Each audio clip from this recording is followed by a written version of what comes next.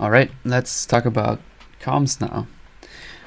So comp stands for components, and there are different types of components.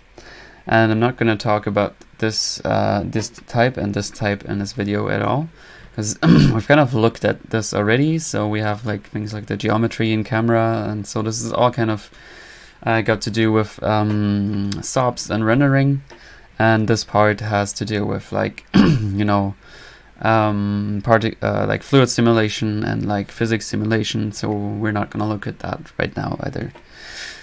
So we're going to look at the base, containers, and widgets, and animation and replicator now. Let's start with a base. So the base and the container might seem very similar at the beginning. I'm going to explain like the difference now. Let's start with a base here. So if I just drop a base, what this is pretty much just a folder, but not really a folder that is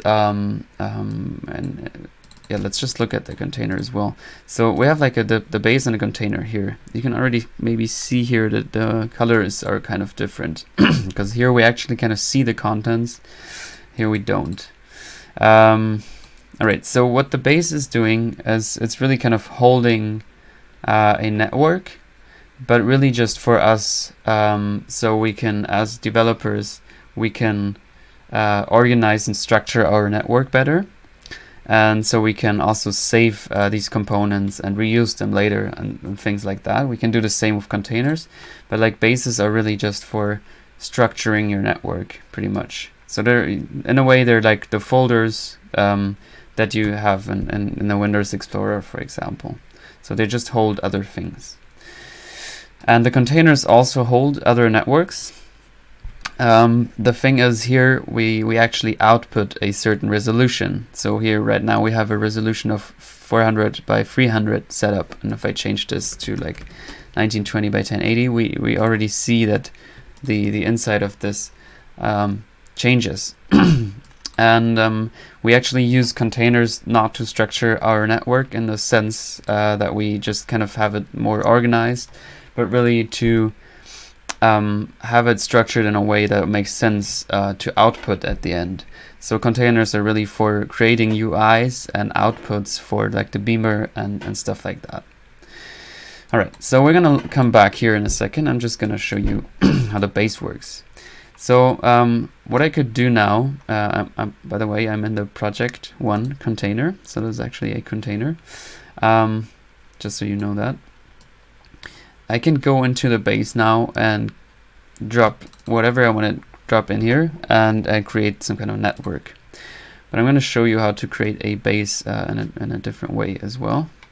So let's say we have a network here. Let's say, as always, we have a noise. I change the resolution, and I have a null at some point, so like an output or something.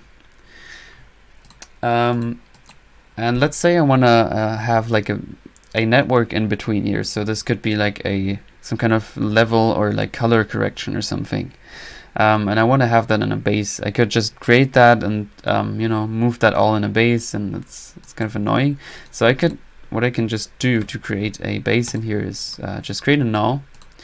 Right click anywhere now with the null selected and say collapse selected. So now what this does is two things. It creates both an in and an output. So as you can see, there's no in and output here for this base, and there's an in and output here. And it also now put this null that we put there before inside of this network. So this chain that we had before, going from here to there, from left to right, is now just being continued in here. So now we can just keep working on here, and if we zoom out again, or you can also press I and U to move between folders or like containers, components. Yeah, I can now delete this because we're not going to need a null in here, and I can now just add more stuff here, and it will be then whatever I did in there is going to kind of go on here. So let's just make an example. I'm gonna make this like colorful, so not monochrome, and add an HSV adjust, and just turn down the saturation quite a lot, or just completely. So as you can see, I'm just going to turn the display on for both of them. Before we had just a colorful noise, then we post-processed it here in the base, and then we put that out again, and now we're looking at it again, and now it looks different. So pretty straightforward. Yeah, so what we can do here as well is obviously not only import or like input tops, we can also input chops, for example. So we could just drop an in chop here and an out chop. And as you can see now, if I zoom out again, we now have an in and an out chop input, and it's the same with every operator, except for the comps. So you can also add an in sop and an out sop here, and again, when I zoom out, it's the same thing, and with DATs as well, with mats actually also. I've never used this though. Okay, so what you can see here for the ins is two inputs. The upper one, so like the darker one, is actually this input, so the input of the parent container, and the other input is, if I just put a I'm just gonna put a constant here, and if we actually took that out there, or like if I just right click and disconnect this, you can see I now, instead of the noise, get the constant here, because if there's no input on the parent container, then it's gonna automatically choose whatever input is here, and the same thing with the other families. And if there's none, then we're not gonna see anything here, obviously. Okay, so this is super useful if you want to like structure your network. So you might have like a SOP before the rendering part, so you might want to like make a kind of a group out of that, so you can just kind of work in that and zoom in and out. And then of all the post-processing, as I kind of have it as an example here, you might want to have that as a folder. So at the end of a network, instead of having just in your one folder having 100 operators, you just have a few bases, and if you zoom into them, then there are more operators. I myself am actually not using that much yet, but I guess I should kind of do that, because it really helps structure your network.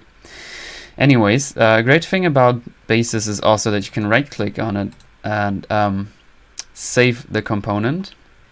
So you can save it as a so-called tox.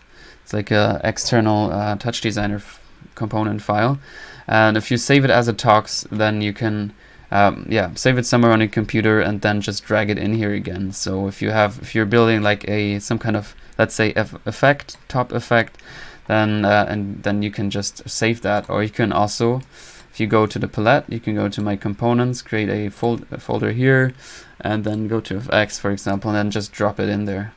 And then if I just do that, you can drop it in there like in the network again, and it's gonna be the exact same thing. You can also delete it there. Okay, so that's pretty much it for bases. One last thing for it actually is that you can right click and say customize component. I have a whole video on this, so maybe go ahead and watch that if you want to. It's not really for beginners, it's not very relevant, but you can technically customize what kind of controls you have here, so you're able to control whatever is inside the base. But yeah, I'm not going to talk about that more now. Alright, so much to the base. Let's look at the container now, and that's a bit different, and I also need some other explaining apart from just showing you the container. So the thing is, when we zoom out, so this is our root network, we have three main components. One is the local one, which is also a base. Whoops. And then if you zoom in there's a lot of stuff going on there that you don't really need to understand, and that you should also not really mess around with unless you know what you're doing. But this is like pretty much all the root of TouchDesigner, so this is important for TouchDesigner to run. as far as I know. And then we have the perform comp, and it's a window comp. You can also drop window comps at other places in your network, but these pretty much just if you go to the perform mode that I very quickly showed in the first one of the first videos, which you can also access by pressing F1, then it's gonna kind of run this window operator here. So this is really like this is responsible for the output at the end. You can also open this just as a separate window, and let's actually maybe change the color here so we can see what's going on. So yeah, you can open this as separate windows. You can open this as the perform window, and it's the same thing that happens when you click here. And yeah, so this is actually set as the perform window. So you can have different ones in your network, but it's not very important right now. You're mostly gonna work with this one at the beginning. So then we have our project 1, and this is always what we have in the beginning. And this is just a container, the same thing that I just dropped in here. And this container is usually set to 1280 by 720, and it's usually black, so you can change the color there. It's not very important right now, just so you can see it better. Okay, so this is pretty much whatever you can see here. So this color is gonna be also performed at the end. So whatever you see here is going to be the output. So let's say we want to see something that's in here. Let's say we want to see this. I usually just call this BG for like background, and then we can go here and go to the background top and now type in /, because that just means look inside of me, pretty much look inside this container, project 1, and then we can type in BG. And now it's just looking for an operator called BG, and it's going to display that. And now if I run the perform mode, we're going to see that. All right, so we can also change the width and the height here, maybe, and then we also need to adjust that here, which I already did in this case. There's also, you can also automatically do that by typing me.parent parentheses, oops, the width. If I could write, that would be very helpful. And you can just copy paste that and write height in here. And now we're just grabbing the width and the height of this container here and using it for the resolution of our tops in here. Okay, so that's one way to display something in your container. The other way is, and that's actually get rid of the BG here. So right now it's just showing some kind of background color. This is not like something that you actually need at the end. This is really mostly used for kind of understanding where your containers are placed. Because what I can do now is actually copy paste this and maybe change the color for this. You always need to drag up the alpha as well. So let's make this more clear. So I have two differently colored containers here now, and you can kind of ignore what's going on here. These are not relevant now anymore. Only these two are relevant. So if I zoom out again, you can now see, we can actually see our two containers somewhere appearing here somewhere inside of this container. So if I just actually go down, because we don't need to see color here for this this container, what we can do here is two things. First, let's align our children. So the children are, in this case, these two containers, and this is the parent. We can align them differently, so we can yeah, put them at different kind of spots on inside of this container.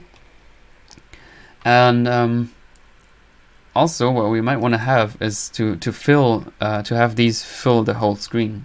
So we can go to these containers, and I'm gonna select both of them, go to the layout and change the horizontal mode to fill and the vertical mode also to fill.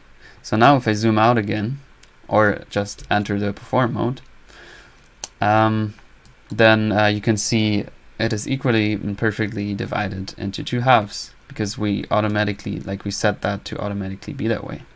One thing about the perform, which you may maybe just see here, if I run the perform mode, you can still kind of see there's this Windows stuff going on there. So you can just turn the borders off and then run it, and now it's full screen and nice. Okay, so now what we can do, we can also define a margin between them, or like no, actually not between them, margin to the edges. We can also add a spacing in between them. So now we're just like align or like positioning these two containers. And now I could also set a fixed width for one, so you can define the width here. So maybe like I don't know, yeah, 200 pixels, and the other one is just going to be automatically stretched. And yeah, that's a really cool system to create user interfaces, for example. So yeah, you might be asking, why the hell do we do that?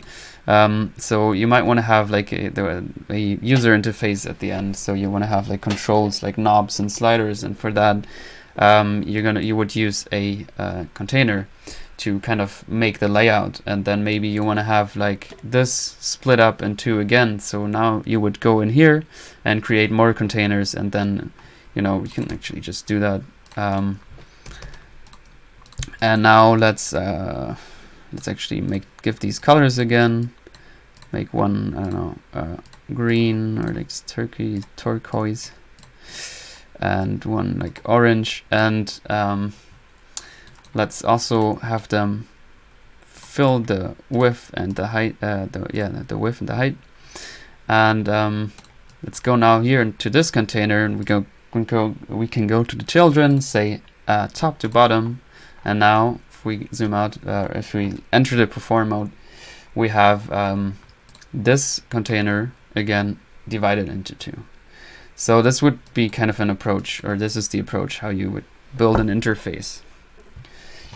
So that's one thing. The other thing is, if you just simply want to have like or if you just want to have like a control on your monitor, and also output something on the beamer, then you would actually create a container that is you know, your resolution of your monitor, and then you can just type in ×2, and what you would do then is add again two containers in here, and set them both to 1920 by 1080 as well.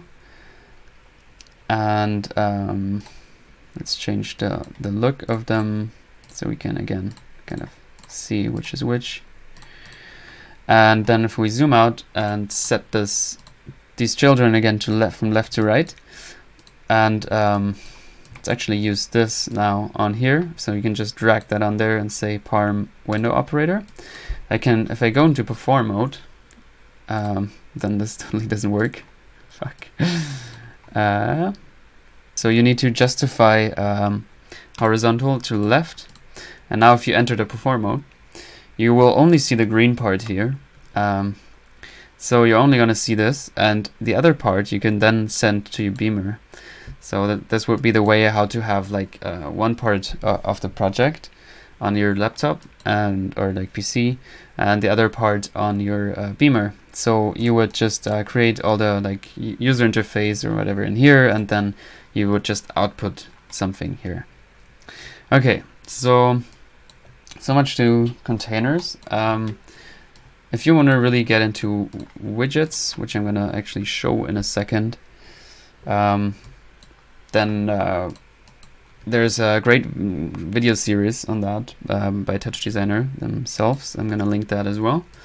But I'm gonna quickly show you how you can do that. So let's say you wanna use this for some kind of user interface.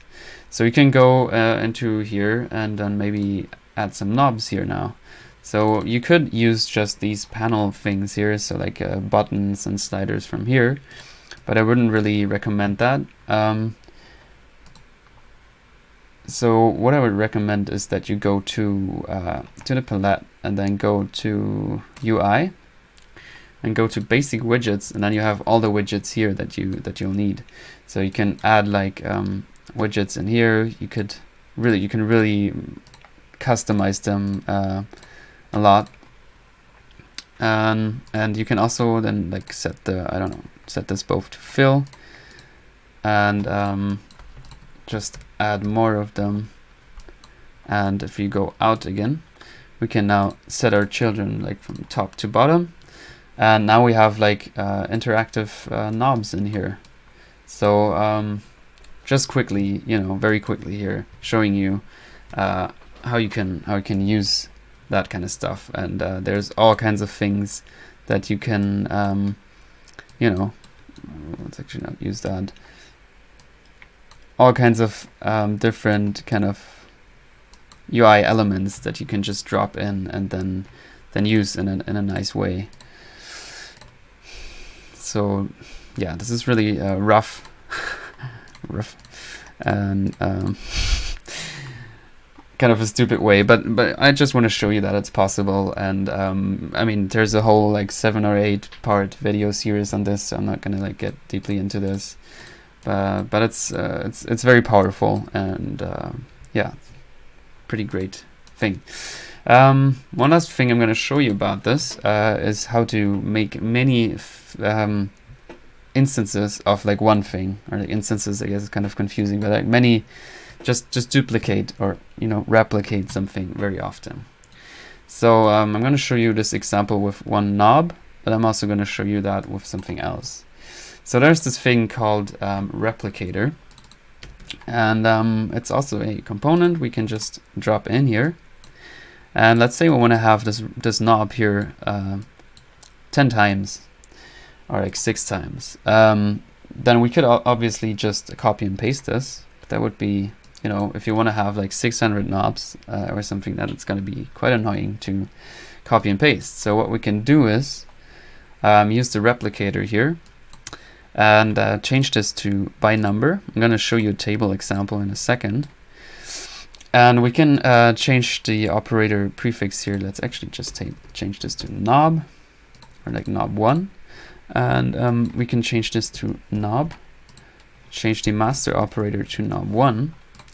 And if I change this now to 5, you can already see that it automatically creates copies of this. So now if I go into the perform mode, now we have 5 copies of this. And if I change this to 50, it's going to take a bit, but it now created 50 knobs. So yeah, it's kind of stupid because they're all aligned like that. But still, you kind of get the idea. So that's a very simple way to just make many copies of one element. So you just like, this is the master, so you just change something about that maybe, and then so I could like change what the label is, and then change this back to like 5. And yeah, if you just click on recreated them all, then you can see now that it all says B on them, but they can still like be operated independently from each other. All right, so that's something that you can do. Another way you can use the replicator is let's just get rid of this and actually wait, I'm just gonna leave it there, whatever. What we can also do is use a replicator again, and let's say we want to somehow display many like video files at once, or like have many operators that use just a, or let's say we have a folder that has many images in it, and we want to display them in TouchDesigner, all of them. So what we can do is add a movie file in top, and we can add a folder that, and let's yeah, whatever, let's just leave it that way.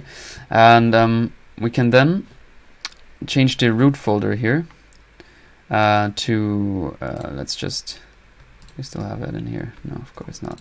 So you can go to TouchDesigner, samples, and map, and then let's just use this. So the nature folder, and now you can see we get 5 image file, or like movie files in this case, but that's okay, it doesn't matter. Okay, so what we're gonna do now here is we want to use this list to replicate this kind of operator, so we have all of them displayed here. So what we can do is just type a little Python expression. So we're going to talk to the operator folder one, and we want to use, oops, there we go. We want to use like the path, and we want to use all the different rows of this. So we want to use, for every operator that we create, we want to use the specific path of that operator. So what we can type in here is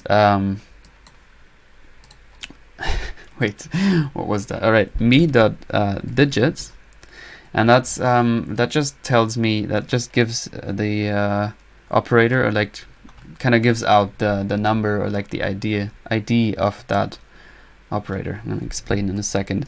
And then we can type in path here. And now, as you can see, it recreated, like it already worked for the first one.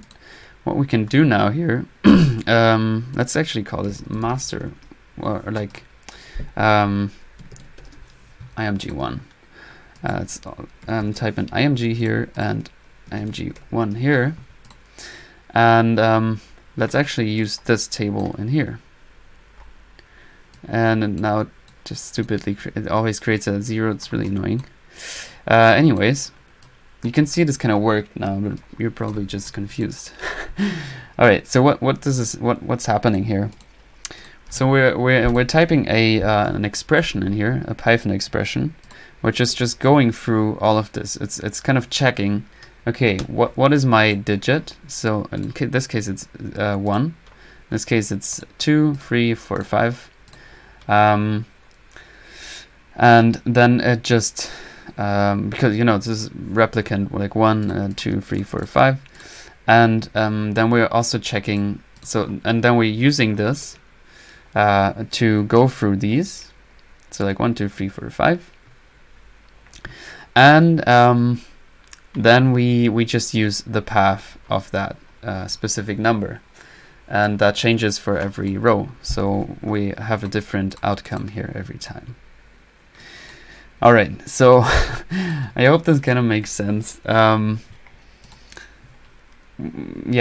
I mean, I'm gonna link to you a better example of a replicator by Matthew Reagan, because this is really quite the mess, and probably kind of hard to understand because it's just kind of rough overview. But it's still like, I think what's just important here is to understand that the replicator can easily make copies of an operator, and many copies, and there's different ways to achieve that. So you can use tables, or you can also use you can just define how many it's supposed to be. All right, the last thing I'm going to show you for comps, like before your brain kind of explodes, maybe, I'm not sure, is the animation comp. So I'm going to, oops, damn it, I'm going to just insert the animation comp here and start working on that right away. And let's actually add a null here, kind of like doing it that way. And if you go to the animation comp, there's some options here, but most of the options that are interesting, or the main thing, is if you go to edit animation here and click on that, then you're going to see this animation keyframe animation window popping up. And it's a bit confusing, and I also must preface this by saying it's not perfect at all, but I mean, it's still great that it's there, and I'm kind of yeah, I'm very happy that it's there, and it's very useful for like music videos and that kind of stuff. Anyways, so we have like two parts of the animation comp. One is just this kind of network here, or like, how do you say? This is like where you drop the fuck. It's where you actually make the animations, whatever. And here we kind of have this option, or like channel part. And here what it says right now is like T and then square bracket parentheses XYZ. And if we just click add channels, it's gonna add all these free channels, so like TX, TY, TZ. We can kind of just lock them here. I think this is a lock, and we can delete them here. And be careful with that, because for some kind of stupid reason you're not going to be asked. So like if you actually want to delete that, so you might have worked on a channel for very long, and then you click on this for even though you didn't want to do that, and then it's just gone, and you can't actually go back. So I don't know why they do that. But there's a lot of questions about this. Anyways, it's still cool. Let's say we have a circle top, and I'm just gonna change the resolution here and make this like a bit smaller. What we can do now is use the animation to change the circle's position, or really anything of the circle. So let's use these channels for X. No, that's not X. For X and Y. And what we can do now is go to these channels and change these points around. So you probably know this kind of stuff from other software, but like navigating your way around this is a bit confusing. So you can already see this is affecting this now. So we have like the value kind of axis here, and this is like the timeline. I'm gonna get back to that in a second.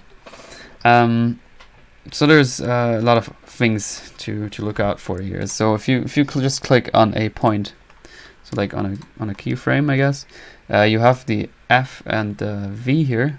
So the F is the frame. You can set that here manually, and you can go to the V and just type a 1 here if you have that selected, and then it's gonna change that point to 1. So this is like the value. So we can press H now to kind of center this whole thing.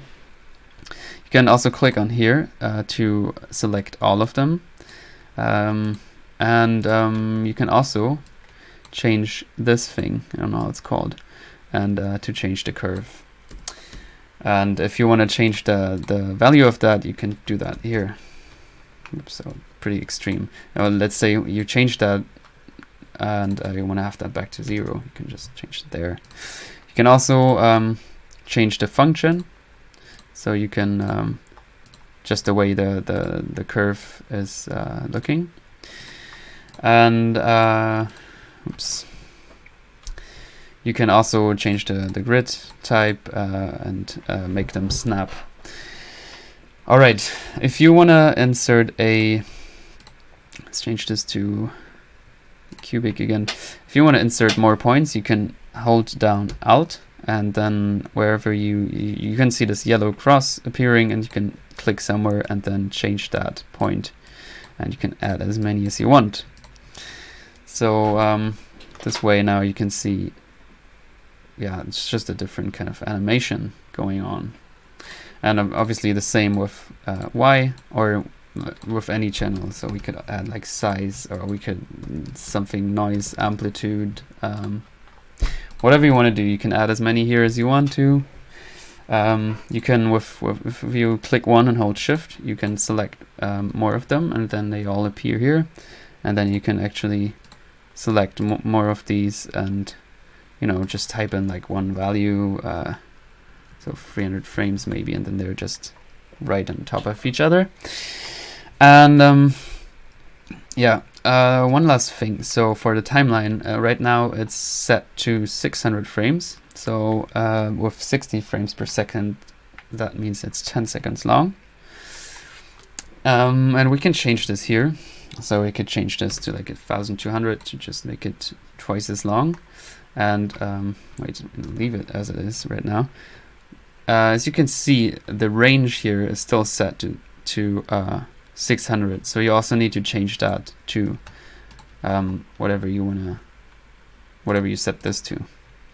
So now the thing is, which is also kind of stupid, these aren't adapted or anything, so it just stops here. So with the middle mouse, I can just kind of, when I click that, I can just zoom out, and with the left mouse I can navigate right and left. I'd now have to like kind of change these and adjust these to the length. I can press H again, and it centers the whole thing. So now it's like 20 seconds long. The thing is, yeah, so this kind of just means be sure how long you want to have your animation to be before you actually create anything in here. If you want to have an exact length, then yeah, set that before you draw your lines. Okay, so the kind of length of the, or like the timeline is one way to do this. Another way to do this is to change the play mode here. So right now it says lock to timeline, exactly what we just discussed. And now we can go to, we can change this to a different kind of play mode. So we can use the input index, and that means we can add like, for example, an LFO here, and connect that here. And now it's like, just like if we change this to a Gaussian, this is gonna animate through this based on this input. We can also use sequential. So this just goes through the whole animation, but not locked to the timeline. So you can set the speed manually here, and it's nothing to do with how long this is or anything. And the last thing is that you can just output the whole network here as just channels there. Okay. There's some other stuff here I'm not going to talk about. That's it for the animation. That was a lot of input. If you have any questions, let me know. As in all the other videos as well. So I think what's mostly important to understand is that bases are like for structuring your network. Containers are for creating user interfaces and like actual outputs. Replicators are there for making a copy of one operator many times. And the animation comp is pretty self-explanatory, I think. And yeah, I'm gonna link a few things so you can dive more in depth into like widgets, containers, and replicators, and yeah, stuff like that. And I'll see you in the next video.